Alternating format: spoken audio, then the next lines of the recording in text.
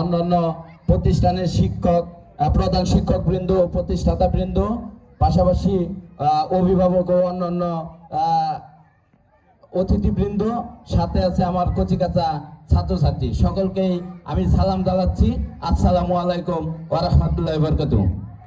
তো যেহেতু স্যার আমাকে প্রথমে স্বাগত বক্তব্য দেওয়ার আহ্বান জানিয়েছে, আমি বেশি কথা বলবো না, সময় সংকীর্ণ। তো আমি শুধু একটা কথাই বলবো, আমাদের যারা অভিভাবক আছেন তাদের উচিত এই একটি কথার উপর বিশ্বাস করে বাচ্চাদেরকে বিদ্যালয়ে পাঠানো। সেটা হচ্ছে শিক্ষা নেব এমন জায়গায় যেখানে আছে প্রাণ, যেখানে আছে ন্যায় নীতি চর্চা করার স্থান। আমি মনে মনে বিশ্বাস করি হাফিজুল্লাহ মন্ডল মডেল স্কুল এরকম একটি প্রতিষ্ঠান।